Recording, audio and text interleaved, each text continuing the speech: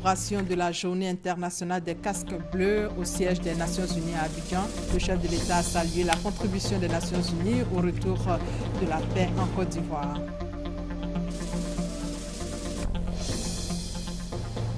Au même moment hier, la première dame lançait l'opération des logements à équipement modéré à Adiopodoumé sur la route de Dabou. Fait marquant, Dominique Ouattara a offert 5 maisons à des familles démunies. Et puis Mohamedou Buhari, investi président du Nigeria. Buhari devient donc le nouveau président après une élection historique. Bonjour à tous. Depuis hier, la BAD a un nouveau président. Il est du Nigeria. Son nom, Akiwuni Adesina. Le nouveau président a été élu par le Conseil des gouvernements de la Banque africaine de développement. Et vous allez le voir en image au thème d'une élection marathon hier, en marge des 50e assemblées annuelles de l'institution qui ont lieu du 25 au 29 mai à l'Hôtel d'Ivoire, Sofitel. Les 80 gouverneurs de la Banque africaine de développement ont donc choisi Adesina pour succéder au Rwandais Donald Kaberuka à la présidence de l'institution panafricaine. 8 personnalités africaines s'étaient portées candidates à ce poste. Qui est le nouveau président de la BAD? Retour sur son portrait avec Adama Kone. L'histoire retiendra que le ministre nigérian de l'Agriculture et du Développement rural, Akinwumi Adesina, est le 8e président du groupe de la Banque africaine de développement BAD. C'est un agroéconomiste de 55 ans. Féru des nœuds papillons multicolores, il compte à son actif un parcours professionnel qui l'a mené aux 4 coins du monde. C'est au début des années 80 qu'il dépose ses valises à l'université de Purdue dans l'Indiana, aux États-Unis, après avoir décroché son bachelor en agroéconomie à l'université d'Ife au Nigeria. Son doctorat en politique de développement en poche, il débute sa carrière en tant qu'économiste au sein de la fondation Rockefeller. Après quoi, il occupe plusieurs postes de responsabilité dans divers pays en Afrique. Toute chose qui lui permet de se présenter comme un trait d'union entre les zones anglophones et francophones. En 2011, il est nommé ministre fédéral de l'Agriculture et du Développement rural. C'est alors qu'il lance une révolution verte, plaçant le secteur agricole au cœur du développement économique du Nigeria. Les résultats ne tardent pas.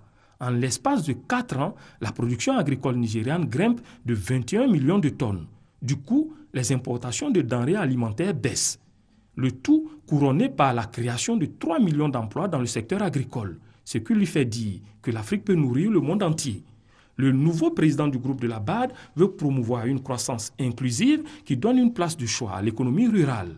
Il fait du renforcement de l'expertise et du développement de l'innovation à la BAD une préoccupation majeure. Sans oublier les projets d'infrastructure qui, du reste, demeurent au premier rang des financements du groupe de la BAD. Pour être complet sur le sujet, le nouveau président de la Banque africaine de développement prendra fonction le 1er septembre 2015 et cet après-midi, la clôture des assises de la BAD à Abidjan. Dans l'actualité également, hier, le président Alassane Ouattara a pris part à la célébration de la Journée internationale des casques bleus au siège des Nations Unies à Sébroko, dans la commune d'Atekoubé. Le chef de l'État a traduit la reconnaissance du gouvernement et du peuple ivoirien pour la contribution exceptionnelle des Nations Unies au retour de la paix en Côte d'Ivoire. Les temps forts avec Jérôme Kofi Aboulin. Une journée internationale décrétée par les Nations Unies pour rendre hommage à ces casques bleus déployés dans le monde entier. 16 missions des Nations Unies, à l'image de l'ONUCI, assurent le maintien de la paix dans plusieurs pays. Ici en Côte d'Ivoire, où l'opération des Nations Unies est déployée depuis juillet 2004, le président de la République est venu prendre part à la cérémonie d'hommage qui était organisée ce jeudi 28 mai à la base de l'ONUCI, à l'hôtel Sébroko. Totalisant à ce jour 11 années de présence, l'opération des Nations Unies en Côte d'Ivoire est composée des contingents de 12 pays qui sont le Bangladesh, le Bénin, l'Égypte, le Ghana, la Jordanie, le Maroc, le Malawi, le Niger, le Pakistan, le Sénégal, le Togo, l'Ukraine. Ces forces onusiennes en Côte d'Ivoire sont placées sous le commandement du général de division Hafiz Mansour Ahmed.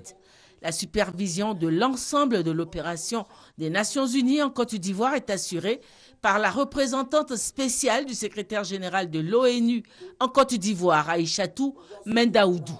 Le cérémonial d'hommage comprenait l'exécution des hymnes ivoiriens et onusiens, la revue des troupes par le président de la République et un hommage aux casques bleus décédés dans l'exercice de leur mission. On dénombre 133 casques bleus militaires et civils qui ont perdu la vie en Côte d'Ivoire. En leur mémoire, il y a eu un dépôt de gerbes de fleurs et l'exécution de la sonnerie aux morts. La première responsable de la mission des Nations Unies en Côte d'Ivoire, Aïchatou Mendaoudou, a donné lecture du message du secrétaire général de l'ONU, Ban Ki-moon, à l'occasion de la Journée internationale des casques bleus. Au cours de ses 70 années d'existence, l'ONU a mis sur pied 71 opérations de maintien de la paix et déployé plus d'1 million de personnes pour aider des pays à accéder à l'indépendance, encadrer des élections historiques, protéger des civils, désarmer des centaines de milliers d'ex-combattants, établir l'état de droit, promouvoir les droits de l'homme et créer des conditions favorables au retour des réfugiés et des déplacés. Intervenant à son tour, le président de la République a exprimé la reconnaissance de son pays, la Côte d'Ivoire à l'ONUCI, pour les sacrifices consentis pour la paix en Côte d'Ivoire. J'ai tenu à être parmi vous à l'occasion de cette journée pour traduire la reconnaissance du gouvernement et du peuple ivoirien pour la contribution exceptionnelle des Nations Unies au retour de la paix dans notre pays. Je voudrais donc profiter de la cérémonie qui nous unit ce matin pour rendre hommage aux 133 de vos collègues, militaires et civils, disparus depuis la création de votre mission. Je salue leur mémoire et je présente la compassion de la nation tout entière à leurs familles. Se référant certainement aux exactions subies par les populations civiles pendant la crise de 2010, sans que les forces onusiennes puissent intervenir, le président de la République a émis le souhait que les soldats de la paix puissent disposer d'une marge de manœuvre plus grande dans le mandat qui leur est assigné. Les opérations de maintien de la paix sont de plus en plus confrontées à l'hostilité des parties au conflit qui exploitent les faiblesses et la complexité de leur mandat. Toutefois, pour atteindre les objectifs assignés aux opérations de maintien de la paix, le Conseil de sécurité doit faire sa mue et adopter des résolutions et des mandats plus clairs et plus précis. En outre, les contingents déployés doivent être constitués de professionnels bien formés, bénéficiant de règles d'engagement et d'équipements adaptés aux menaces. Sur ce point, je salue les efforts importants qui ont été réalisés récemment et qui ont permis le recours aux drones dans les opérations des Nations Unies en RDC et au Mali, par exemple. Néanmoins, des efforts supplémentaires sont nécessaires. Si avec le retour de la paix, la mission de l'ONUCI semble achevée en Côte d'Ivoire, le président de la République a sollicité sa coopération avec la CONARIV pour une meilleure identification de toutes les victimes des crises. Il a aussi souhaité la coopération de l'ONUCI pour la réalisation du DDR et pour l'organisation de l'élection présidentielle d'octobre prochain. Cette élection sera transparente, ouverte à tous et apaisée. Je m'engage à cela. Aucune dérive susceptible de porter atteinte à la cohésion nationale, à la paix et à la sécurité des Ivoiriens à l'occasion de ce scrutin ne sera tolérée. Après les allocutions, la cérémonie s'est poursuivie par un défilé militaire des contingents de l'ONUCI, avec à leur côté un détachement de la police, de la gendarmerie et des forces militaires nationales. Puis ce fut la visite d'une exposition photo retraçant les 11 ans de l'ONUCI en Côte d'Ivoire.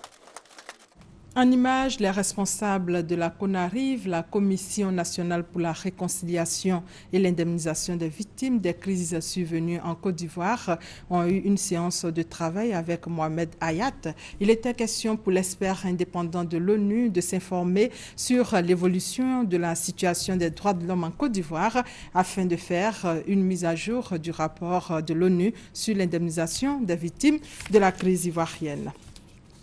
Comme annoncé, Dominique Ouattara offre 5 logements de type LEM, logements à équipement modéré à 5 familles démunies, dont fait à l'occasion d'une visite sur le site des logements sociaux à Adiopodoumé, route de Dabou. Jérôme Kofi Aboulin.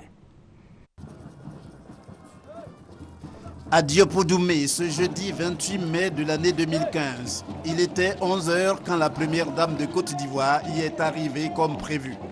Dominique Ouattara a Diopodoumé pour présider la cérémonie marquant le lancement de tous les sites des logements à équipement modéré, en abrégé LEM. Cérémonie au cours de laquelle 5 familles de quartiers précaires et zones à risque retenues après une sélection rigoureuse ont vu, grâce à la première dame, leur destin profondément changé. Il s'agit des familles Makoti Bamba, Kona Foué Marie, Monet Cha Joséphine, Angama Teiwa et Siaye Yolande Edwige.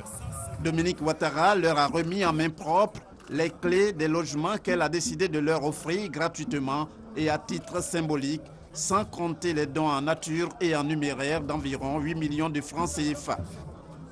C'est avec beaucoup d'émotion que Tewa Aya Priska, en tant que porte-parole, a exprimé à la présidente de Children of Africa la gratitude des bénéficiaires. Vous êtes Maman Dominique, notre déesse. La déesse a voulu aujourd'hui que ce soit nous, 5 familles parmi tant d'autres, méritant un logement décent, qui bénéficient de vos générosités. Nous vous en remercions de père en fils, de petit-fils en arrière-petit-enfant. La ministre de la Solidarité, de la Famille, de la Femme et de l'Enfant, Anne-Désirée Oloto, a salué la présence de la Première Dame qui, selon elle, n'a de cesse, à travers ses actions, d'apporter du baume au cœur aux plus démunis. Madame la Première Dame, je voudrais vous exprimer ma profonde gratitude pour votre présence effective qui confère à cette cérémonie toute l'importance à la mesure des attentes des familles les plus démunies. Votre cœur, si débordant de générosité au profit des populations vulnérables, des enfants, des femmes, des handicapés, des personnes du 3e âge, fait de vous l'apôtre de la charité qui sait répandre le bonheur et la joie sur son chemin et partout dans son environnement. Le ministre de la Construction, du Logement, de l'Assainissement et de l'Urbanisme, lui, a remercié la Première Dame pour son implication personnelle à la recherche de solutions aux problèmes de logement des Ivoiriens. Excellence Madame la Première Dame, au moment où ce projet pilote des LEM doit s'ouvrir à toute la population, nous ne pouvions pas trouver meilleure ambassadrice pour son lancement que votre distinguée, majestueuse et illustre personnalité. Et ceci pour une raison essentielle. Cette raison est que c'est bien vous qui avez inspiré la recherche de solutions durables aux problèmes de logement des Ivoiriens à faible revenu. En septembre 2011, la Côte d'Ivoire a connu des pluies diluviennes qui ont causé des inondations et même occasionné plusieurs morts à Atekoubé, à Abobo, à Gobelé. Madame la Première Dame, vous aviez organisé en son temps des tournées auprès des victimes. C'est à l'étape d'Abobo, alors que je vous ai vu très ému, très triste face à la détresse des victimes, que vous vous êtes approché de moi et m'avez soufflé la phrase suivante. Vous avez dit, Monsieur le ministre, vous devez trouver des solutions durables afin de sortir ces populations de ces zones d'inondation. Pour la première dame, c'est par ces opérations de logement à équipement modéré que l'on peut faire face efficacement au manque de logement en Côte d'Ivoire. J'ai accueilli le projet de construction de lotissement à équipement modéré avec beaucoup de satisfaction, car l'on connaît toutes les difficultés liées au logement dans notre pays. Ces difficultés ont souvent amené nos frères et sœurs à vivre dans des habitations précaires situées dans des zones dangereuses. Ces problèmes, qui ont parfois pris des tournures dramatiques, trouvent à travers ces lemmes une réponse adéquate et j'en suis très heureuse. La cérémonie d'Adiopo Doumé a été une occasion de faire la fête. En témoignent les prestations d'artistes qui ont fait danser toutes les personnalités présentes, la première dame y comprise. La fête des mères, c'est ce dimanche, 48 heures avant l'événement. La première dame donne en ce moment même le ton de la célébration à l'ISTC à Cocody par anticipation. Dominique Ouattara célèbre donc les femmes des médias. La première dame a exhorté ces braves femmes au professionnalisme. Dominique Ouattara a encouragé et félicité ces femmes battantes qui allient travail et foyer pour contribuer au développement du pays. Et hier jeudi, c'est la ministre de la Communication qui a planté le décor. Elle a souhaité bonne fête à toutes les mères pour le travail abattu au quotidien. Ambiance et commentaires, Issa Yeo et Abou Sanogo. Célébrée chaque année le dernier dimanche du mois de mai, la fête des mères est une occasion pour la majorité des personnes de dire leur reconnaissance à leur mère. Cette année, cette fête sera célébrée à travers le monde le dimanche 31 mai. Le ministre de la Communication, Afoussiata Bambalamine, a donc saisi cette opportunité pour magnifier toutes les mères de Côte d'Ivoire. Je suis une maman qui a aussi une maman. Et en ce sens, cette fête revêt une signification particulière pour moi. Pour ma part, je souhaite féliciter et adresser tous mes vœux de bonheur à toutes les mamans de Côte d'Ivoire. Maman dans tous les sens du terme. Maman qui donne la vie. Maman qui sait encadrer. Maman qui sait élever. Maman qui sait éduquer et surtout maman qui sait aimer sans réserve. Bravo à vous, mère admirable et mère protectrice, qui réussissez à concilier activité familiale et activité rémunératrice. J'ai une pensée spéciale et particulière pour toutes les femmes du secteur de la communication, à qui je souhaite une bonne fête des mamans. C'est le lieu de rappeler que le rôle de la mère varie selon la culture. Toutefois, elle demeure la principale fournisseuse de soins au quotidien pour ses enfants. Les dons de la première dame distribués à la Fédération des associations des femmes de Grand Bérébi, dont remis aux femmes par le sous-préfet et le maire de la commune. On fait le point avec Patricia Omouetia. Les dons de la première dame de Côte d'Ivoire, Dominique Ouattara, sont composés de broyeuses, de tricycles, de casques de coiffure, de machines à coudre et bien d'autres. Le tout d'une valeur de plus de 300 millions de francs CFA. Ces dons ont été offerts aux populations et associations de femmes de Grand Bérébi depuis le mois de mars, en prélude à la visite d'État du président de la République Alassane Ouattara dans le Bas-Sassandra. Le maire de la commune a tenu à exprimer au nom des femmes toute sa gratitude à la première dame. De tels actes ne peuvent pas rester dans la discrétion. Aujourd'hui, elles sont toutes là et chacune d'elles a apprécié à sa juste valeur la générosité de la première dame. Le sous-préfet et la présidente des associations des femmes ont également adressé leurs remerciements à Dominique Ouattara pour sa générosité. En voyant ces dons, nous disons comme ça que la première dame a bien visé. Parce que les dons sont venus au moment où nous allons commencer à faire les activités. C'est un matériel très important qui va leur permettre de pouvoir sortir de la pauvreté. Donc nous sommes très contents et nous disons merci encore à Madame la Première Dame et à Monsieur le Président de la République. Créée le 25 octobre 2014, la Fédération des associations des femmes entreprenantes de Grand Bérébi regroupe plus de 2000 femmes exerçant dans divers métiers, notamment l'agriculture, le commerce, la coiffure et la restauration. Dans nos pays, le terrorisme se nomme en réalité pauvreté et misère. Message de Guillaume Kibafori Soro, le président de l'Assemblée nationale s'exprimait à l'ouverture ce jeudi de la 23e Assemblée régionale de l'Assemblée parlementaire de la francophonie et c'est à Yamoussoukro. Le point avec Léon Brou. Une minute de silence en mémoire aux victimes d'actes terroristes à travers le monde. Quoi de plus normal? La 23e session de l'APF, l'Assemblée parlementaire de la francophonie pour la région Afrique, planche sur le terrorisme, ce phénomène en gain de croissance. Cette dynamique qui illustre la volonté de synergie des Africains francophones sur les questions communes symbolise pour le secrétaire général de l'APF le lien qui unit son organisation et l'Afrique. Les valeurs fondamentales de la francophonie. Le respect des droits de l'homme, le pluralisme politique, l'égalité devant la loi, la garantie de l'alternance, le droit des minorités, la dignité et l'égalité pour les femmes.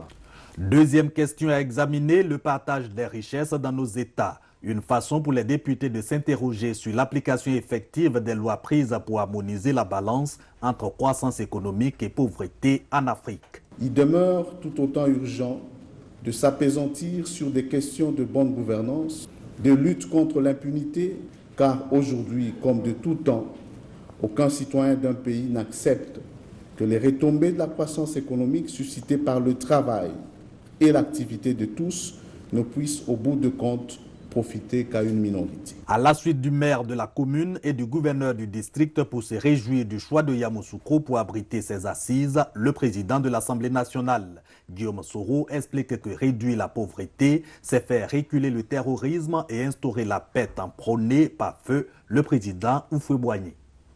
J'insiste sur la nécessité de dresser une conscience nationale sur le perron de la paix des cœurs en vue de servir de rempart sécuritaire contre les tentacules du terrorisme partout en Afrique.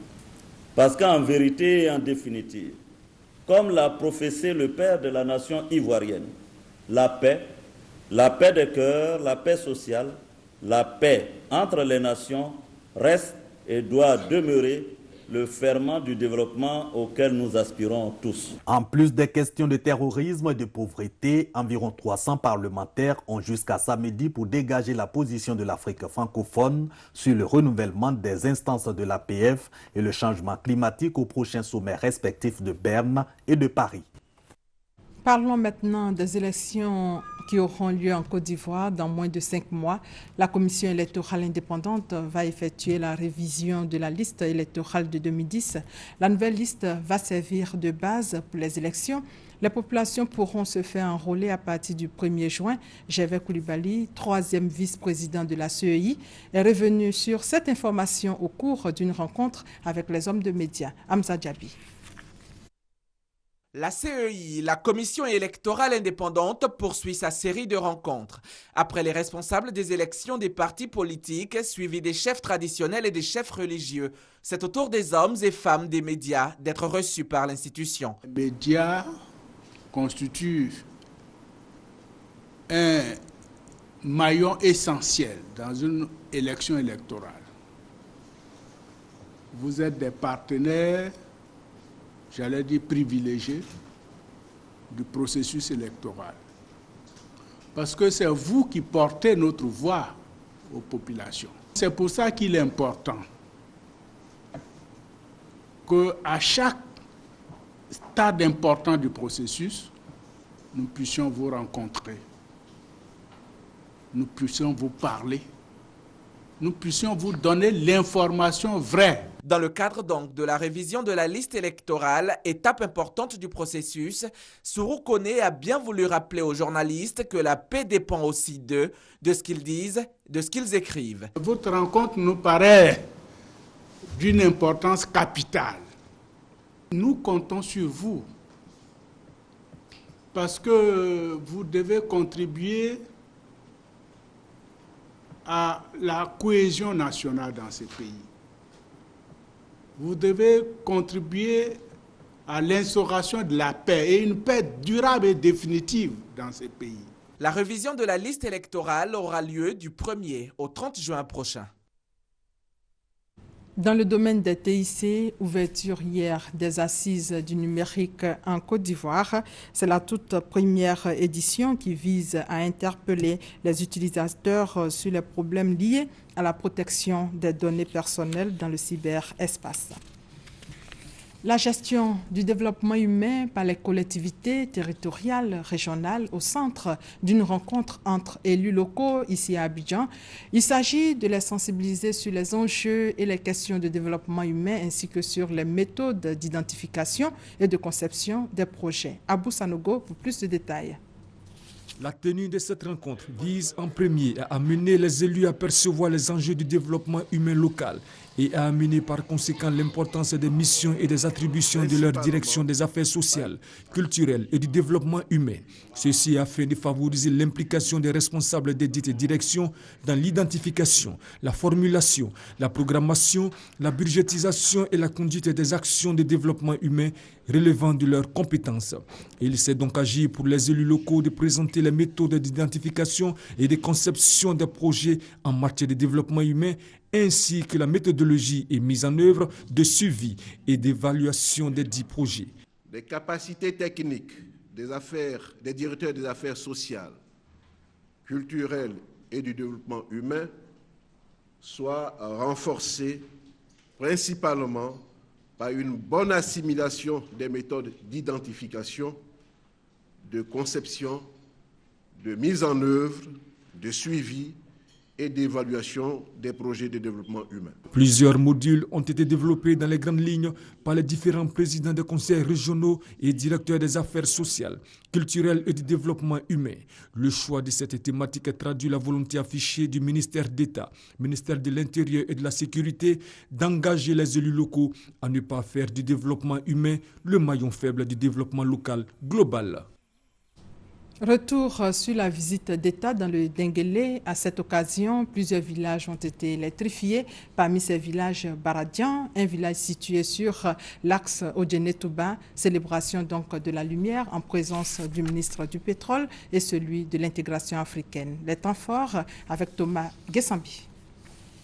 Les indices de développement que le président de la République, Alassane Ouattara, apporte aux différentes localités du pays à chacune de ses visites d'État n'ont pas épargné Baradian, village de la sous-préfecture d'Odiéné. C'est précisément le 21 mai dernier que le village reçoit la visite de 2 membres du gouvernement pour la mise sous tension de son réseau électrique. À côté de toutes les civilités qui entourent ce genre d'événement, Adama Tungara, ministre du Pétrole et de l'Énergie, a tout de même le temps de partager la vision du président de la République avant la mise sous tension. De 2013 à 2015, l'électrification de 132 localités a été engagée sur les 189 localités non encore électrifiées dans le Denguélé. Le montant total des travaux engagés illustre la volonté du président de la République, son Excellence Alassane Ouattara, d'électrifier tous les villages de la Côte d'Ivoire d'ici l'an 2020, et cela à travers le programme national d'électrification, le PRONER. Et pour colorer de la plus belle des façons ce moment unique, le ministre Ali Koulibaly, lui, a procédé à l'installation d'une lampe à basse consommation dans un domicile. Toute chose pour dire qu'à côté du réseau à relier, l'accès pour les populations à l'électricité préoccupe aussi le gouvernement ivoirien. Dans le département de Gbeleban, précisément à Séidougou, se trouve la maison du paysan, maison qui a été inaugurée par les ministres Kobena Kwasi Adjoumani et François Albert Amicha. Abou Sanogo pour plus de détails. La maison du paysan Alassane Ouattara de Séidougou, dans le département de Gbeleban, inaugurée en présence des ministres Kobena Kwasi Adjoumani et Albert François Amicha, respectivement ministre des Ressources halieutiques et animales et ministre des Sports et des Loisirs. Une action de l'initiative Yerelon Yeresson, saluée par le ministre Kobena Kwasi Adjoumani. Avec l'ouverture officielle de la maison du paysan Alassane Ouattara de Séidougou, les initiateurs du projet au dire de Vakamou Touré entendent prendre avantage de toutes les infrastructures, eau, électricité et routes en vue de booster le revenu des paysans, réinvestir dans l'artisanat et la pisciculture au bénéfice des populations rurales. Ce projet est donc un centre de services de développement avec une structure de microfinance et un fonds de garantie pour les paysans. Et vous allez le voir en image à Mans. L'heure est à la formation des cadres pour le développement de la région, alors tenue d'une rencontre pour féliciter et encourager les groupements de femmes et les fils et filles de la région qui contribuent chaque jour au bien-être de la population. Parrain de la rencontre, Koné Laman, il a exhorté les populations au travail, seul gage de développement et seule voie pour atteindre l'émergence, chère au cœur du président Alassane Ouattara. À Krindiabo, dans le département d'Aboasso, région du Sud Komoué, les activités de la coordination des élus et cadres de la boucle du cacao ont été lancées. Les détails avec Chantal Eouma à Kandan. Portée sur les fonds baptismaux en décembre 2012, la coordination des élus et cadres de la boucle du cacao, CECB, lance officiellement ses activités. 19 départements regroupés en 5 régions, dont la Mé, le Moronou, l'Indénié Duablin, le Sud Komoué et la Niébi-Tiassa, forment cette organisation. Et c'est Krindiabo, chef-lieu du royaume du Sanvi, que les fils et filles ont choisi de se mobiliser afin d'unir leurs forces au profit du développement de leurs régions respectives. La vice-présidente de l'Assemblée nationale, Marie Amateua, va conduire les destinées de cette coordination pendant 3 années.